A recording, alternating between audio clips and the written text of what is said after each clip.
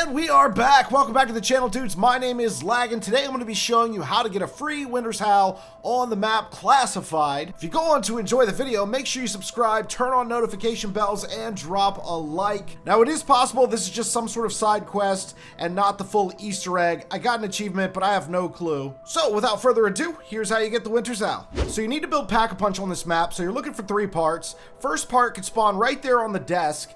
The second part could spawn underneath this desk right here. And then the third and final location for part number 1 is going to be next to this Perca-Cola machine in the corner, and all 3 of these were located in the main offices. Check the top left corner of the screen so you know exactly where I'm at. Okay, for part number 2, we're going to need to go all the way down to the bottom floor in Classified. So just take the elevator, and when you get down here, it's really important that you turn on the power. In order to do this, you're going to need to have the power on, so go ahead and turn that on right now. And on the same floor as power, you're looking for the door marked Morgue. If you look above the doors, it'll tell you exactly what each room is called. So go into the morgue, and there are 3 possible spawn locations within this room. Now, it could spawn on the chair. If it's not on the chair, there is a long table that it could spawn on, and if it's not on that long table, then it could be on this thing, whatever the hell this is. Just grab it, and you've now got part number 2. Okay, now that you have power turned on, you can go inside of a new room called the server room, which is located on the lower floor of the war room. Once you go inside of the server room, you need to flip the switch that's on the wall. There's also a second switch that's on the lower level of the war room, and then if you go to the upper level of the war room, you're going to find 2 more switches.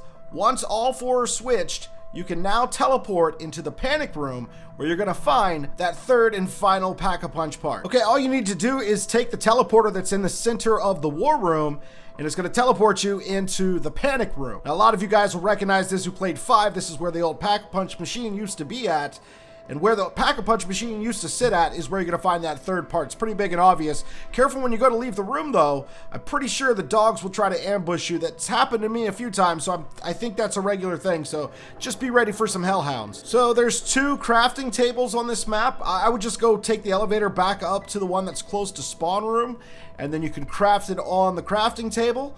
And then you're going to want to bring it back down to the war room. Okay, so go ahead and place the Pack-a-Punch parts right there at the teleporter in the middle of the war room, and it will now move the teleporter to the center of the war room. And all you need to do now is go around and flip the switches again, all the switches that you just previously switched, and every time you take this teleporter in the middle, it'll take you out of the Pack-a-Punch room. If you need to get back in the panic room, flip all the switches, but this time just go to a different teleporter, any other teleporter. It'll take you to the panic room. The one in the middle will take you to the Pack-a-Punch room. So a lot of you guys are going to recognize this area. This, of course, is Groom Lake, the famous site of Area 51. And this is, of course, the starting room for Moon, and it's now unclassified, so it's amazing. But, of course, while you're out here, you can Pack-a-Punch, do what you want to do, but at some point, you're going to actually need to spend 3 full rounds out here defeating the zombies, because it's going to open up a secret area out here that later on is where you're going to collect your reward at. So if you'd like to do this as soon as possible or wait until you're fully set up, that's completely up to you. You can do it whenever you want to, but you have to complete 3 full rounds out here. You'll get rewarded, by the way, when you complete the full 3 rounds and the barrier opens up. You're going to get a bonfire sale and some other power drop, and it'll then reveal the location where you'll collect your reward on top of this red box here. So, by the way, you're going to need to Pack-a-Punch your starting revolver, the Welling. Hopefully I mentioned that at the start of the video. If I didn't, I'm sure I have post-edited something on the screen so you guys knew at the start. But now that those are upgraded, it's time to collect your first code, and to do that, you need to go to the deserted hallway. It's close to spawn room, and you're looking for the George Washington painting. His nameplate's got a hidden number behind it, and you're supposed to get explosive damage to all the paintings in this hallway right here, and you have to do it quickly. So I couldn't get it to work at first, so I just kind of spammed everything, and I even put myself down, and eventually I got it to open. It's a very finicky step, so the rest are much, much easier. Good luck on this one, but once you get the number, write it down and do these in the order that I'm doing them in the video, and it's going to make it a whole lot easier for you when it's time to enter these codes. This next one's a whole lot easier. You're looking for a key on the lower floor of the war room. It's in a little box. It's right in front of the panic room door. It's on the hook number 5. Grab that key and then take the elevator back up and when you come out of the elevator, go straight down the hallway. It'll be the first desk drawer that you come across. There's even a little keyhole. Open it up, and you're gonna have the second code. So remember, write that first code down on top. Put that second code right underneath it, okay? We're gonna keep these in order. By the way, these codes will be different for you, so you have to do these. You can't just use my codes. Okay, so now you wanna take the elevator to the lowest floor, follow my pathway, look for the number 3, that'll be helpful. And you're looking for one of those zombie barriers where they climb through the windows. And in this window, you're gonna see like a half-built teleporter, and you wanna lob a grenade inside of it. Took me a couple of attempts. You can also go crouch if the boards are up, but this would be a little bit easier if the boards weren't up.